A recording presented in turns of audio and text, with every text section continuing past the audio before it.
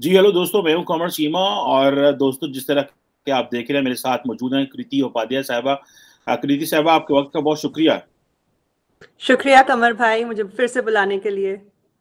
ये कृति जो हैं उन यंग इंडियन्स में से हैं जो इस वक़्त वॉशिंगटन में वो जिसे कहते हैं ना बेल्ट वे में एक अपना ख़ास मुकाम रखती हैं इन टर्म्स ऑफ अपनी academic excellence and in terms of academic research. तो हमेशा कृति से सीखना, जानना और अपने दोस्तों तक, व्यूअर्स तक पहुँचाना व्यूज़ अच्छा लगता है। कृति, आज जो आपसे मदद लेनी है और आज जो चीज़ें समझनी है उसमें ये समझना है कि ये जो सेमीकंडक्टर इंडस्ट्री है इसमें वेयर डज इंडिया स्टैंड। पता ये चला था कि Indian prime minister Narendra Modi जो है वो कोई बड़ा जो है वो बिजनेस करने जा रहे हैं, कुछ सेमीकंडक्टर की जो हब है, प्रोडक्शन हब इंडिया में खोलने जा रहे हैं। और सुनने में आ रहा है कि वो गवर्नमेंट जो है वो $10 बिलियन के इंसेंटिव दे रही है ताकि जो ग्लोबल चिप मेकर्स है उनको अट्रैक्ट कर सके। आप इस हवाले से क्या जानती हैं और आपने यहाँ पे कोई काम किया है, कोई अमेरिकन कंपनीज को किसी इंडियन कंपनी से कनेक्ट करने में, लिंक करने में, क्योंकि आपका काफी ज्यादा काम जो है वो रिसर्च में और इस तरह की कनेक्शंस में रहता है। जी कृति।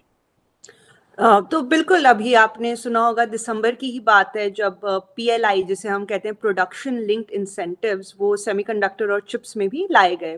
तो पीएलआई वैसे कोई काफी अलग सेक्टर्स में भी है, करीबन 14 पीएलआई अभी इंडिया में है और इसमें पूरा जो थिंकिंग यही रहती है कि अगर कोई भी प्रोड्यूसर है, मैन्युफैक्चरर है, उसे अगर वो कोई चीज़ मैन्युफैक्चर प्रोड्यूस कर रहा है तो गवर्नमेंट उसे इंसेंटिव्स देती है। और ये ऐसी जगह में भी स्ट्रेटेजिकली किया गया है जहाँ पे बहुत ज़रूरत है इंडस्ट्री को आगे बढ़ाने की। अब जैसे आप चिप्स देख लें, इंडिया जो है अभी चिप डिजाइनिंग में तो इंडिया काफी काम कर रहा है, लेकिन वो एक आउटसोर्स तरीके से कर रहा है। तो एक थोड़ा सा अगर मैं आपको पृष्ठभूमि थोड़ी चिप मैन्युफैक्चरिंग की पहले हम लोग बात कर लें, फिर इंडिया की बात करेंगे। तो जैसे चिप मैन्युफैक्चरिंग जब होती है तो उसमें 3 स्टेजेस होते हैं। एक होता है चिप डिजाइनिंग, जो कि ज़्यादातर यूएस, नेदरलैंड्स ऐसे एकदम डेवलप्ड कंट्रीज कर रहे हैं।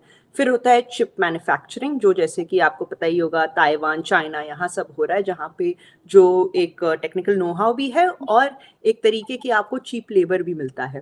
और फिर तीसरी चीज़ हो जाती है आपकी, जो आप असेंबली, टेस्टिंग, कंट्रोल ये सब करते हैं, जो ज़्यादातर जैसे कि मलेशिया, सिंगापुर यहाँ पे होता है, जहाँ पे आपको थोड़ी बहुत उतनी स्किल्ड लेबर की ज़रूरत नहीं पड़ती। तो इंडिया का अभी जैसे इंटेल हो गए, ये सब कंपनीज हो गए, इन लोगों ने आउटसोर्स किया हुआ है चिप डिज़ाइनिंग इंडिया में, क्योंकि आपको हर किसी को पता है सबसे बेस्ट कोडर्स और काफ़ी लो रेट्स में आपको इंडिया में मिल जाते हैं। लेकिन दरअसल दिक्कत क्या है कि ये इंडस्ट्री बहुत नेसेंट है अभी, और मैन्युफैक्चरिंग के लिए इंडिया पूरा का पूरा इंपोर्ट्स पे ही निर्भर करता है। तो अगर आप 2020 का ही आंकड़े देख लें तो करीब $15 बिलियन तक इंडिया ने इंपोर्ट किया है। तो इसमें अब कई चीज़ें हैं, हम सबको पता है ज़्यादातर जैसे कि सप्लाई चेन्स की जो लिंकेजेस चाइना से हैं उससे वैसे ही सारी कंट्रीज़ हटाना चाहती हैं, इतना वो लोग निर्भर नहीं रहना चाहते चाइना में। बाकी बहुत सप्लाई चेन शॉक्स आए हैं। तो जैसे जापान में कंपनी है, उनके यहाँ आग लग गई तो एक वो हो गया। ताइवान में जो है ड्राउट पड़ गया था, तो फिर जो अल्ट्रा प्योर वाटर की बहुत ज़रूरत होती है चिप मैन्युफैक्चरिंग में, उसकी किल्लत पड़ गई।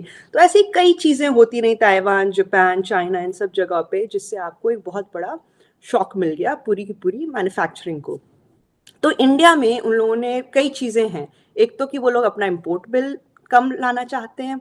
दूसरा कि आप इतना निर्भर ना रहें, क्योंकि जैसे कि अभी 6 महीने, 8 महीने लग रहे हैं आपको गाड़ी या किसी चीज़ को लेने में पूरे पूरे वर्ल्ड में, ये आप चीज़ों को जो है कम कर सकें। और इंडिया जो है एक तरीके से यहाँ पे भी पहुँचना चाहता है कि अगर चाइना सप्लाई चेन शिफ्ट हो रही हैं और चाइना से अलग जा रही हैं, तो वो कहीं और ना जाके जैसे अभी बहुत कंपटीशन है वियतनाम और इंडोनेशिया से, वो इंडिया में आए। तो एक तरीके से इस पीएलआई को इसीलिए सोच समझ के किया गया है कि एक तो चिप मैन्युफैक्चरिंग को बढ़ावा दिया जाए कंट्री में, इंपोर्ट बिल कम किया जाए, और जैसे कि जो भी आपके कंपोनेंट्स हैं, चीज़ें हैं, ये सस्ती हों। क्योंकि अभी आप कुछ साल बाद आपका जैसे गाड़ी है, उसका आधा का आधा कॉस्ट ही आपका चिप पे रहेगा।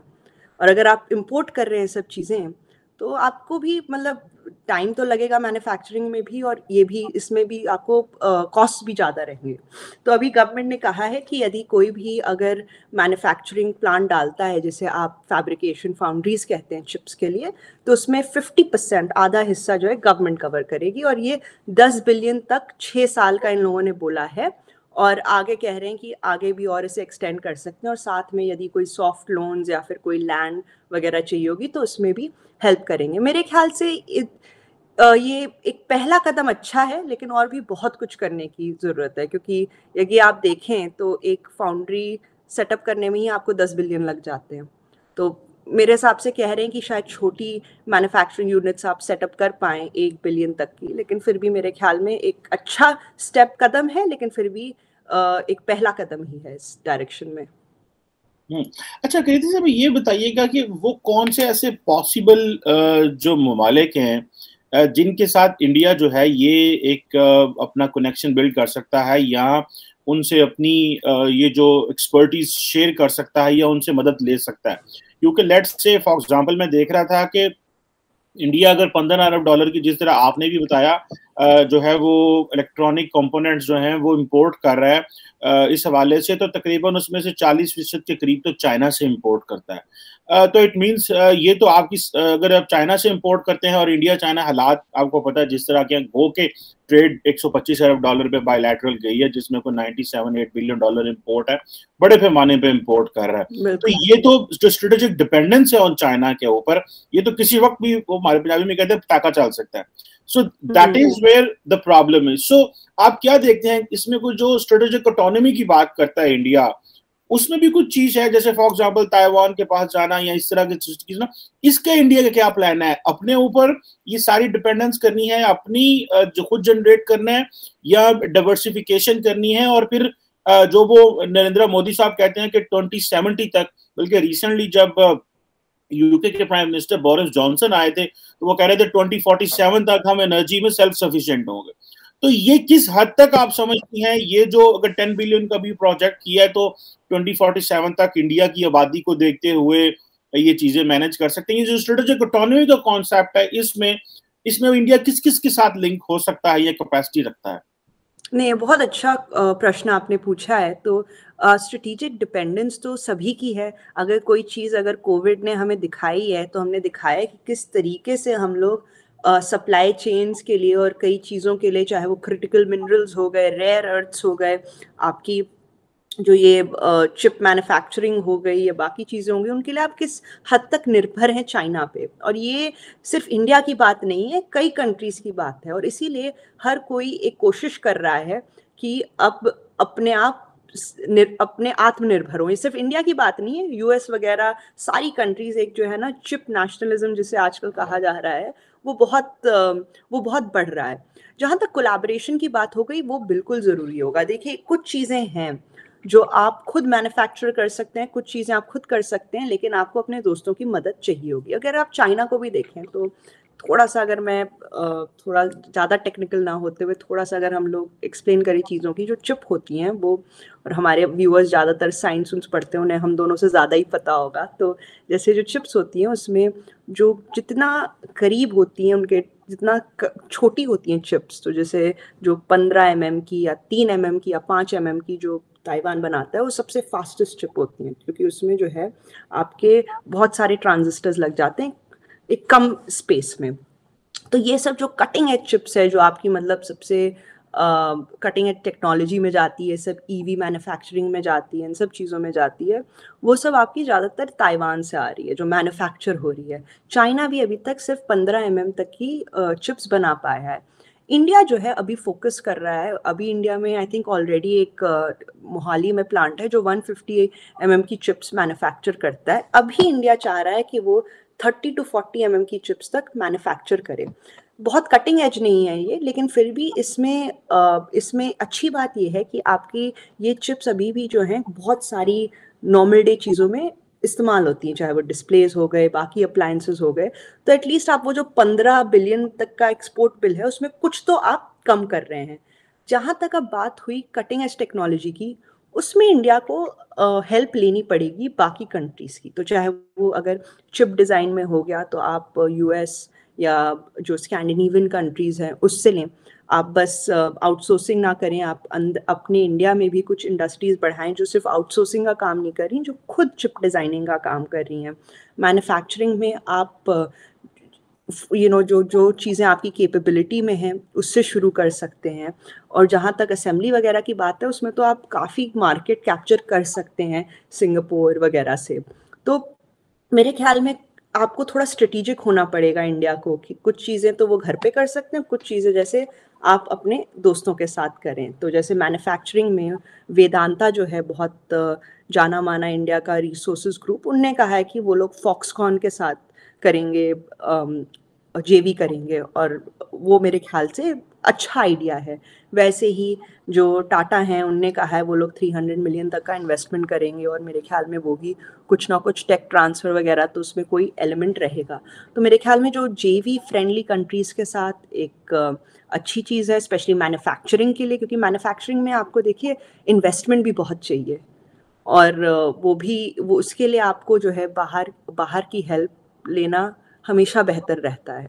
लेकिन जहाँ तक चिप डिज़ाइन की बात है, वहाँ हम लोग काफ़ी सक्षम हैं, और वहाँ पे हम लोग काफ़ी काम अभी भी शुरू कर सकते हैं अपने आप अंदर ही इंडिया में करना। हुँ। अच्छा, बिल्कुल ठीक हो गया। अच्छा, ये भी बताइएगा कि जो बड़ा इम्पोर्टेंट फैक्टर है वो ये है कि अगर ठीक है इंडिया इसमें पैसा भी लगा रहा है, मैं देख रहा था कि इंटेल एंड माइक्रोन जो है वो भी उनके चिप डिज़ाइन रिसर्च सेंटर्स भी हैं इंडिया में। तो असल चीज़ तो ये है कि ये जो टैलेंट पूल इकट्ठा करना है कि जो सेमीकंडक्टर प्रोफेशनल्स का या इंजीनियर्स का, तो उस हवाले से इंडिया जो है इज़ दैट ऑन हमारे, क्योंकि मैंने देखा कि हमारे जो है वो पाकिस्तान में तो इस तरह का पोजीशन है कि साइंस पे काम तो काफ़ी हो रहा है, लेकिन ज़्यादा सोशल साइंसेज़ इनमें लोग ध्यान देते हैं। जैसे हम लोगों ने सोशल साइंसेज़ पढ़ी तो ये हमारा भी यही हाल है, कोई हम तरक्की नहीं कर सकते। बिल्कुल। सो पॉइंट ये है कि पढ़नी तो साइंस, मैथ्स, फिज़िक्स है ना, तब जाके आपको जो है वो सेमीकंडक्टर्स की चीज़ों की समझ आएगी। तो इंडिया के जो प्राइवेट सेक्टर है या जो इंस्टीट्यूशंस हैं, वो गवर्नमेंट के साथ किस तरह लिंक हो सकते हैं? क्योंकि मैं देख रहा हूँ कि जो इंडिया को एडवांटेज है कि वो इंटरनेशनल इन्वेस्टर तो ऑलरेडी बैठा हुआ है इंडिया में। तो ये जो है वो लिंकेजेस किस तरह, वो जिसे हम बोलते हैं एकेडेमिया इंडस्ट्री लिंकेजेस जिसे आप बोलते हैं, दैट बेसिकली गिव्स स्पेस के आगे काम कैसे करना है। तो इसमें आप देखती हैं स्पेस है या इंडियन यूनिवर्सिटीज जो है या जो इंस्टीट्यूशंस जो है they are working on that? नहीं, कमर भाई आपने एकदम सही बात कही कि ये अकेले इंडस्ट्री नहीं कर सकता है। इंडस्ट्री, एकेडमिया, रिसर्चर्स की लिंकेजेस बहुत ज़रूरी हैं, क्योंकि जो आपको स्किल्ड लेबर चाहिए इसके लिए, बहुत ही हाई स्किल्ड लेबर। अगर चिप डिज़ाइन या मैन्युफैक्चरिंग की बात कर रहे हैं, आपको बहुत ही हाई स्किल्ड लेबर चाहिए, और वो डेवलप करना इंडिया में, जैसे बहुत सारे इंजीनियर्स हैं, हर चीज़ हैं, लेकिन उन्हें एक जो स्किलिंग है वो तो आपको देनी पड़ेगी, और उससे ज़्यादा आपको जो है ऐसी रिसर्च को इंक्यूबेट भी करना पड़ेगा। बस पब्लिक यूनिवर्सिटीज़ नहीं, प्राइवेट यूनिवर्सिटीज़ में भी देखिए, क्योंकि पब्लिक यूनिवर्सिटीज़ या इंडिया में जो भी R&D हो रही है, वो ज़्यादातर पब्लिक फंडेड, गवर्नमेंट फंडेड हो रही है, और उसके बस बुनियाद पे आप इतने आगे नहीं बढ़ सकते। अगर आप बस उसके बुनियाद पे चलेंगे तो आपकी गति बहुत कम हो जाएगी। अगर आपको बहुत फास्ट गति में जाना है, जैसे अगर इंडिया ने कहा है 2025 तक, मतलब कुछ साल में ही हम लोग 400 बिलियन तक का चिप का टर्नओवर करेंगे, तो वहाँ तक पहुँचने के लिए आपको अकेले गवर्नमेंट का नहीं हो पाएगा। उसमें आपको एकेडमिया चाहिए, रिसर्चर्स चाहिए, बाहर की इन्वेस्टमेंट चाहिए, ये सब चाहिए। अब गवर्नमेंट को भी ये इस सब बातों की थोड़ी बहुत अनुभूति है, तो उन लोगों ने जैसे एक अच्छी पहल की है कि 85,000 तक जो स्किल्ड लेबर्स हैं वो लोग कल्टीवेट करेंगे इंडिया में, जिसमें से जैसे 5,000 रिसर्चर्स होंगे, उसमें 50,000 इंजीनियर्स होंगे, 30,000 आपके अलग तरीके के हो गए, आपके रिसर्चर्स वगैरह, अब शॉप फ्लोर वर्कर्स हो गए 30,000। तो उन लोगों के अंदर एक ये अनुभूति तो है कि हमें कल्टीवेट करना पड़ेगा, लेकिन फिर से 85,000 इंडिया जैसी बड़ी कंट्री में बहुत कम है।